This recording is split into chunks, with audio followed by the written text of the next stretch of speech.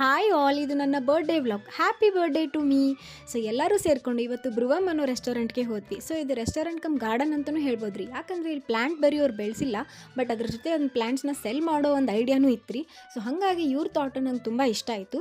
So ಅದಾದಮೇಲೆ ಏನಪ್ಪ ಅಂತಂದ್ರೆ ಆ ರೆಸ್ಟೋರೆಂಟ್ ತುಂಬ ನಮಗೆ ಎಲ್ಲ ಪ್ಲ್ಯಾಂಟ್ಸ್ ಇರೋದ್ರಿಂದ ನನಗೆ ಅದನ್ನ ಒಂಚೂರು ಎಕೋ ಫ್ರೆಂಡ್ಲಿ ಅಂತಲೂ ಅನ್ನಿಸ್ತು ರೀ.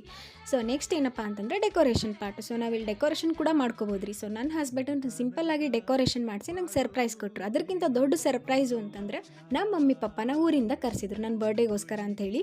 ಸೊ ಅದು ಅಂತೂ ನಂಗೆ ಭಾಳ ಅಂದರೆ ಭಾಳ ಖುಷಿ ಆಯ್ತು ರೀ. ಸೊ ಎಲ್ಲರೂ ಸೇರಿ ಊಟ ಮಾಡಿದ್ವಿ. ಸೊ ಊಟದ ಹೇಳಬೇಕು ಅಂತಂದ್ರೆ out of 10 I can give 9.5 ratings ಅಂತ ಹೇಳ್ಬೋದು. ಇವ್ರದ್ದು ಸರ್ವೀಸು ಭಾಳ ಚಲೋ ಐತ್ರಿ.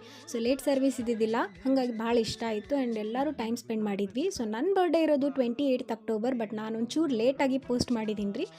ಸೊ ನಮ್ಮ ಮಮ್ಮಿ ಪಪ್ಪ ಬಂದಿರೋದ್ರಿಂದ ಭಾಳ ಖುಷಿ ಆಯಿತು. ಸೊ ಎಲ್ಲರೂ ಊಟ ಮಾಡ್ಕೊಂಡು ಮನೆಗೆ